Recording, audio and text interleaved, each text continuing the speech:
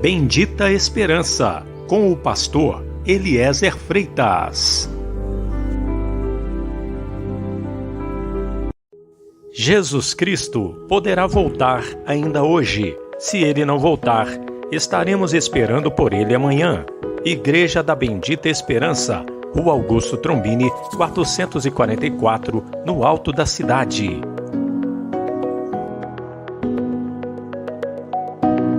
Mas o que profetiza, fala aos homens, edificando, exortando e consolando. Boa noite, meu irmão, boa noite, minha irmã. A paz seja com todos.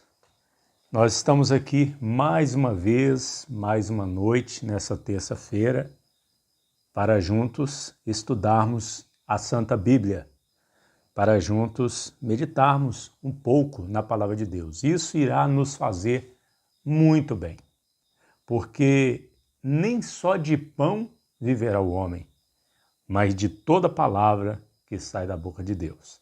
Amém? Graças a Deus. Pois bem, hoje eu gostaria de comentar aqui a respeito do capítulo 2 de 2 Tessalonicenses. Esse é um capítulo muito interessante, porque o apóstolo Paulo, pelo Espírito Santo, ele faz um esboço aqui de coisas que estão por vir. E nós vamos ler aqui e nós vamos explicar para os irmãos o seguinte.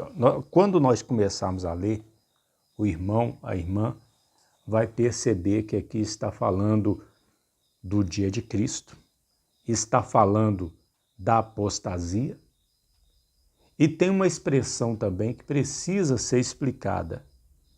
Estivesse já perto. Nós vamos explicar o que é o dia de Cristo, o que significa estivesse já perto, e sobre a apostasia também, o que é a apostasia aqui no capítulo 2 de 2 Tessalonicenses. Vamos ler. Está escrito assim: Ora, irmãos, rogamo-vos pela vinda de nosso Senhor Jesus Cristo e pela nossa reunião com Ele, que não vos movais facilmente do vosso entendimento, nem vos perturbeis, quer por espírito, quer por palavra, quer por epístola, como se o dia de Cristo estivesse já perto. Ninguém de maneira alguma vos engane, porque não será assim, sem que antes venha a apostasia e se manifeste o homem do pecado, o filho da perdição. Ou seja, como eu disse aqui, 3 coisas que precisamos explicar, mostrar para os irmãos o significado. O dia de Cristo estivesse já perto e apostasia. Esses 3 termos. Primeiro vamos falar do dia de Cristo. O que vem a ser o dia de Cristo? O dia de Cristo, ele é um período de tempo onde a ira do Cordeiro vai atingir esse mundo. Esse tempo ainda não veio, ele virá. O dia de Cristo ainda virá. Pelo que nós podemos notar e concluir, que os cristãos ali de Tessalônica, eles estavam de repente pensando que o dia de Cristo já tinha chegado, que o tempo da ira, talvez por causa das lutas, por causa das tribulações que eles estavam passando, talvez. Então Paulo ele corrige que o dia de Cristo ainda não era chegado, e nós vamos falar sobre isso daqui a pouco. O dia de Cristo ele é um período de tempo que ele começa em Apocalipse capítulo 6, versículo 1. Apocalipse capítulo 6, versículo 1. Quando o Cordeiro começa a abrir os selos. Pois bem, Podemos ver aqui em Apocalipse capítulo 6, versículo 16. E diziam aos montes e aos rochedos: caí sobre nós, e escondei-nos do rosto daquele que está assentado sobre o trono e da ira do Cordeiro. Olha aí, a ira de quem? Do Cordeiro. Porque é vindo o grande dia da sua ira, e quem poderá subsistir? Meu irmão e minha irmã, olha aí. O dia da ira do Cordeiro, este é o dia de Cristo.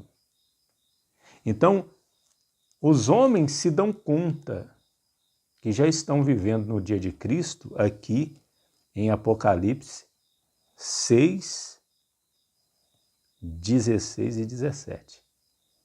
Mas ele começa aqui com a abertura do primeiro selo, quando sai o cavaleiro do cavalo branco, que é o anticristo. E esse dia de Cristo, ele é visto aqui com detalhes, os seus eventos desse período de tempo, porque a palavra dia, quando aparece na Bíblia, ela é definida pelo seu contexto. Então, dependendo do contexto, é um dia de 24 horas, e dependendo do contexto, é um período de tempo. A palavra hebraica para dia pode significar o dia de 24 horas, pode significar um tempo também, depende do contexto.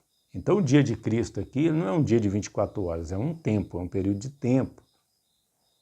Então, ele começa aqui em Apocalipse 6, 1 e vai até Apocalipse 20, versículo 6. Esse é o dia de Cristo. Então, esse dia não tinha chegado. E aqui nós paramos para falar sobre a outra expressão. Como diz aqui em 2 Tessalonicenses 2, 2, como se o dia de Cristo estivesse já perto. Essa palavra em grego significa claramente colocar a mão, que significa ter chegado, ou significa ser tempo presente. Não quer dizer, por exemplo, que ele está dizendo, como se o dia de Cristo estivesse perto de acontecer. Não, não é isso. É semelhante ao que está escrito lá em Isaías 55, 6. Buscai o Senhor enquanto se pode achar, invocai-o enquanto está perto. Não é isso que está escrito? Vamos ver aqui Isaías 55, 6.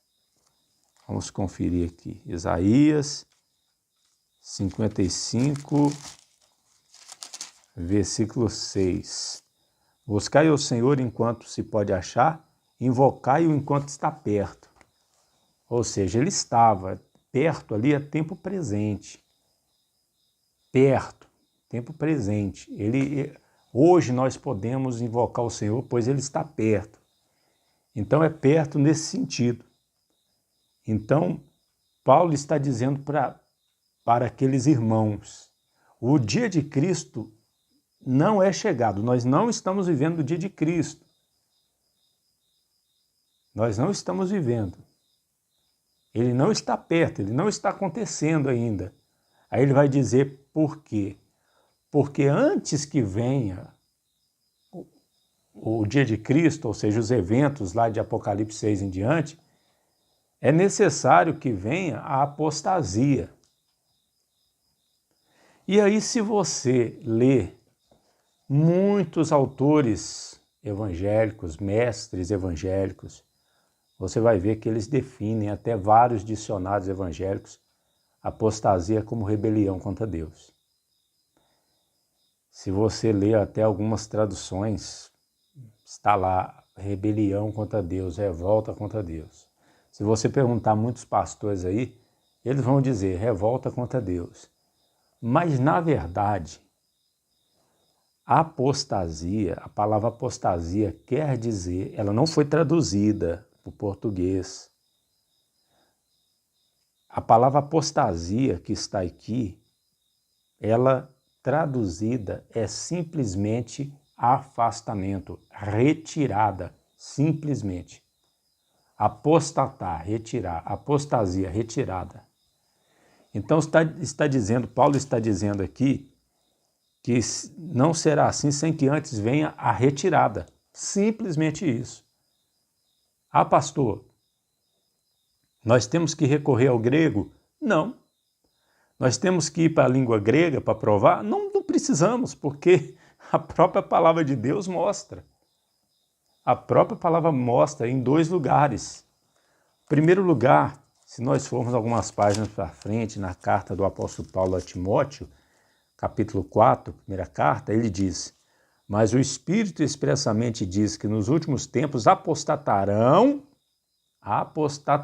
ou seja, vai haver uma apostasia. Aí alguém tem que perguntar, de quê? Vai haver um afastamento, uma retirada de quê? Aí ele diz, alguns da fé, apostatarão alguns da fé, dando ouvido aos espíritos enganadores. Então, apostasia, pelo que está escrito aqui, ó, 1 Timóteo 4,1, não pode ser revolta contra Deus. Pode ser uma revolta contra Deus quando essa apostasia é da fé. Mas você dizer apenas apostasia não quer dizer que é contra Deus. A palavra para divórcio aqui no Novo Testamento tem um determinado trecho que é apostasion. Ou seja, o divórcio é um afastamento físico de homem e mulher. Paulo foi acusado, lá em Atos, se não me engano, 21. Vamos ver aqui, Atos 21. Vamos ver isso aqui, ó. Atos, já achei aqui. Atos 21. E já acerca de ti foram informados de que ensinas todos os judeus que estão entre os gentios a se apartarem de Moisés. Essa palavra aqui, ó, é a segunda vez que ocorre aqui no Novo Testamento. Apartarem aqui é apostasia. É a mesma palavra apostasia no grego. Então, a apostasia aqui é de Moisés, apartar de Moisés. Aqui em 1 Timóteo 4,1 é apartar da fé. Então, a palavra apostasia quer dizer retirada. E nós podemos provar isso também pelo contexto. Nem precisamos recorrer ao grego, não precisamos não. O que vem logo em seguida aqui no capítulo 2, aqui, vai mostrar isso. Por exemplo, no capítulo 2, versículo 7 de 2 Tessalonicenses, diz: porque já o mistério da injustiça opera, somente há um que agora o retém, até que do meio seja tirado. Até que do meio seja tirado. Então vai haver uma retirada. Então essa apostasia, ela tem que vir antes do dia de Cristo. Ou seja, para o dia de Cristo vir, tem que ser retirado algo. Algo tem que ser apartado aqui dessa terra. E o que vai ser apartado aqui dessa terra, retirado? A igreja, o amor da verdade. O amor da verdade é o Espírito e a noiva dizem: vem. Quem tem sede, toma de graça da água da vida. Tome de graça da água da vida. Então, o Espírito Santo, o Espírito e a noiva, vão subir para o encontro do Senhor nos ares. Então, isso é a apostasia, a retirada. O certo seria eles terem traduzido aqui como retirada, mas não quiseram traduzir, deixaram só apostasia, sem traduzir. Então, o que acontece?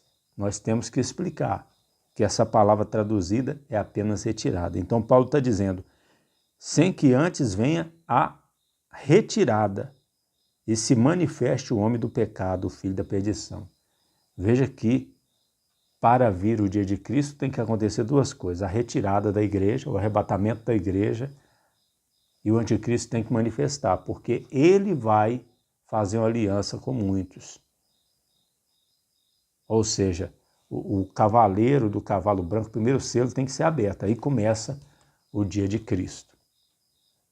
Interessante que o apóstolo Paulo, ele, como eu disse, ele faz um esboço aqui de eventos futuros. Por exemplo, essa apostasia aqui, que vem primeiro, nós vemos em Apocalipse 4. Olha que interessante.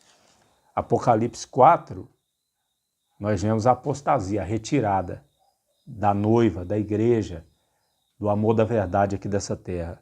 Está escrito, Apocalipse 4:1.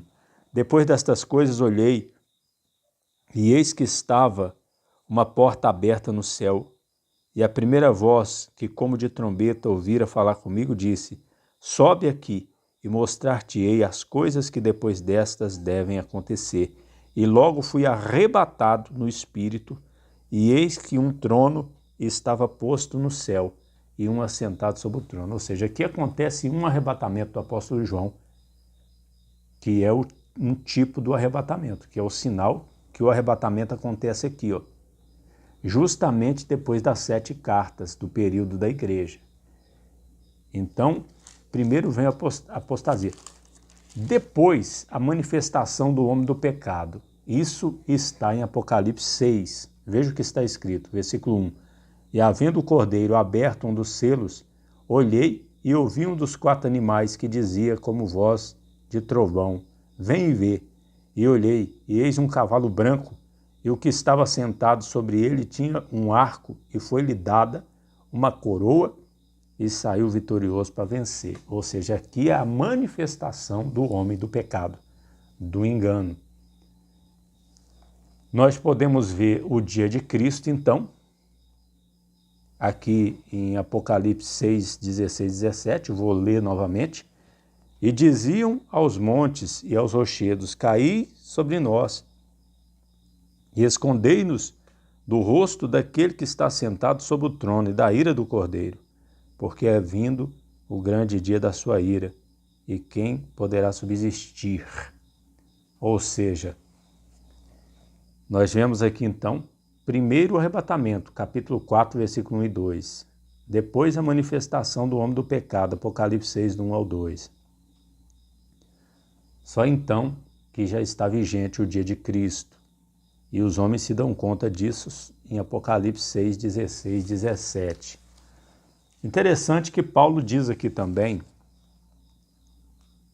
em 2 Tessalonicenses 2, versículo 4, ele diz: o qual se opõe e se levanta contra tudo que se chama Deus, ou que se adora, de sorte que assentará como Deus no templo de Deus, querendo parecer Deus. Bom, nós já mostramos, primeiro vem o arrebatamento, a retirada, a apostasia, que aqui está a apostasia, mas é a retirada, o afastamento da igreja da terra. A retirada, né, do amor da verdade da igreja através do arrebatamento, no momento não abrir e fechar de olhos. Depois o anticristo se manifesta, nós já mostramos, Apocalipse 6, do 1 ao 2. Depois o dia de Cristo, os homens se dão conta lá em Apocalipse 6, 16, 17. E aqui está dizendo que ele vai se levantar contra tudo que se chama Deus. Porventura não é isso que nós podemos ver em Apocalipse 13? Olha o que está escrito aqui, Apocalipse 13. E o versículo 5 diz assim: e foi-lhe dado uma boca para proferir grandes coisas e blasfêmias, e deu-se-lhe poder para agir por 42 meses, e abriu a sua boca em blasfêmias contra Deus, para blasfemar do seu nome, e do seu tabernáculo, e dos que habitam no céu. E foi-lhe permitido fazer guerra aos santos e vencê-los, e deu-se-lhe poder sobre toda a tribo, língua e nação. Ou seja, veja que nós vemos claramente o que Paulo fala aqui, que vem logo em seguida, no dia de Cristo, é o anticristo se levantando, né, o homem do pecado se levantando contra tudo que se chama Deus. E João vê o que Paulo disse aqui, profetizou. Que interessante, né? Paulo profetizou isso, ele sabia essas coisas. o que João veio a ver depois. O que vem depois, então? Vem o engano da injustiça, como Paulo vai escrever pelo Espírito Santo aqui, no versículo 8, por exemplo. E então será revelado o iníquo, a quem o Senhor desfará pelo Espírito da sua boca e aniquilará pelo esplendor de sua vinda. A esse cuja vinda é segundo a eficácia de Satanás, com todo o poder e sinais e prodígios da mentira, com todo engano da injustiça para os que perecem, porque não receberam o amor da verdade para se salvarem. Ou seja, aqui está dizendo que Deus manda o quê? Deus, ele permite que venha todo o poder, sinais e prodígios da mentira. E Deus enviará a operação do erro. Então, nós podemos ver a operação do erro, todo engano da injustiça, aqui em Apocalipse 13, onde está escrito assim, ó, olha só, Apocalipse 13, 3, olha só. E viu uma das suas cabeças como ferida de morte, e a sua chaga mortal foi curada, e toda a terra se maravilhou após a besta. E adoraram o dragão, que deu à besta o seu poder, e adoraram a besta, dizendo: quem é semelhante à besta? Quem poderá batalhar contra ela? Olha só. E nós podemos ver no versículo 8 também. E adoraram-na todos os que habitam sobre a terra, esses cujos nomes não estão escritos no livro da vida do Cordeiro, que foi morto desde a fundação do mundo. E do 13 ao 15 também.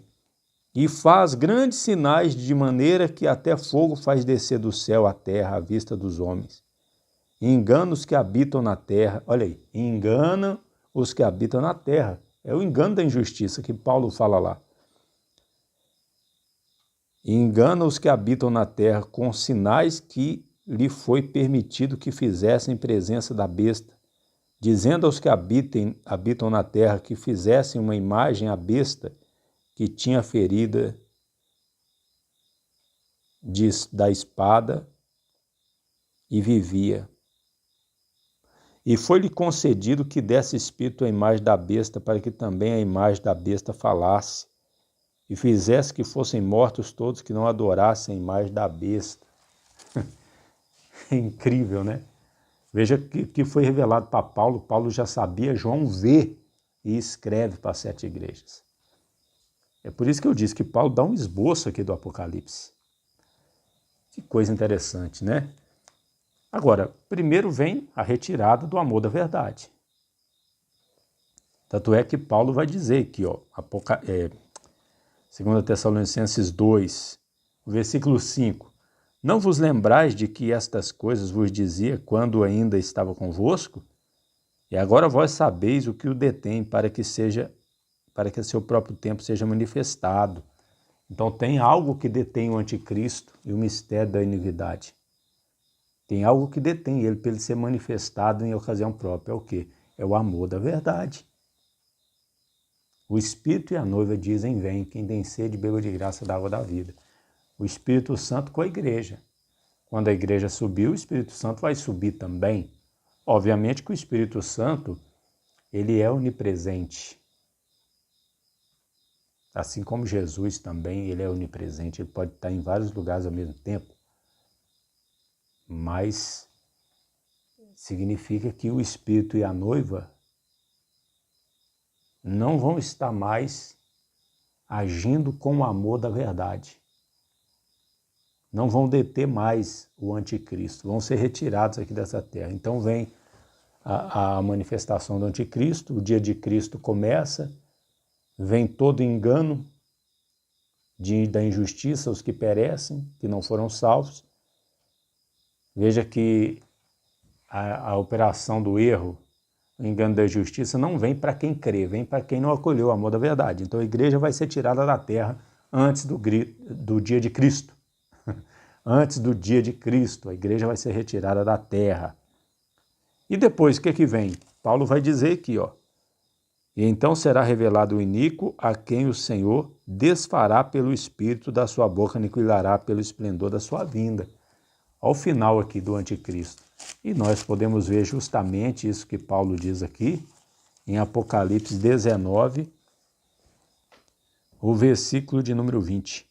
E a besta foi presa, e com ela o falso profeta, que diante dela fizeram os sinais, com que enganou os que receberam o sinal da besta, e adoraram a sua imagem. Estes dois foram lançados vivos no lago de fogo, que arde com enxofre. Meu irmão, minha irmã, veja que interessante, né? Veja que interessante. O apóstolo João mesmo, ele diz aqui em 1 João 2,18, filhinhos, é já a última hora, e como ouviste que vem o anticristo, eles já tinham ouvido que o anticristo, ele vem, é o homem do pecado, a besta que emerge do mar. Aí ele diz, também agora muitos se têm feito anticristos, por onde conhecemos que já é a última hora, ou seja, o mistério da iniquidade já operando. Mas o anticristo ainda vai vir. Então, eu queria que você, meu irmão, minha irmã, guardasse isso no coração, porque Deus não é Deus de confusão. Eu sei que tem muitos aí que se levantam contra a bendita esperança, tem muitos a serviço do mal, que ficam aí usando a Bíblia para dizer que Jesus não vai arrebatar a igreja. Tem homens estudados aí, que só podem estar sendo usados pelo diabo, porque eles falam para as pessoas o seguinte, ó, eu vi um homem desses falando aí na internet, dizendo, ó, perguntaram ele assim, Jesus vai voltar agora? Ele disse, não, ainda tem muitas coisas para acontecer, Jesus não vai voltar agora. Como é que ele sabe que Jesus não vai voltar agora? Mas ele disse, um homem estudado, que sabe grego, hebraico.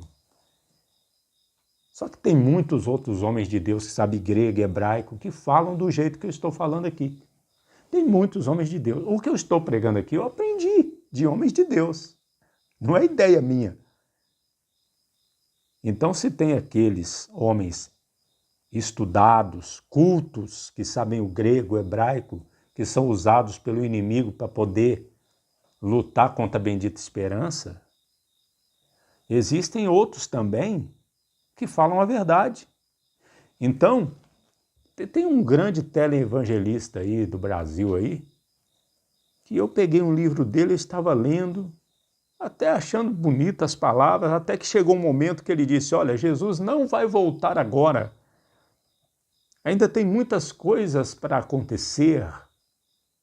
Ou seja, então não precisamos esperar Jesus voltar agora. Não precisamos nos preparar. Tem outros aí que ficam pregando que o anticristo vai vir primeiro, que depois Jesus... Não, meu irmão, minha irmã. Vai haver a retirada da igreja primeiro. O tempo da ira não é para a igreja, para quem creu, é para quem não creu, para quem não acolheu o amor da verdade para ser salvo. A tribulação, o princípio das dores, a grande tribulação é para o povo de Israel também, que não receberam Jesus. Então eu continuo dizendo, com toda a convicção, Jesus Cristo poderá voltar ainda hoje. Se ele não voltar, estaremos esperando por ele amanhã.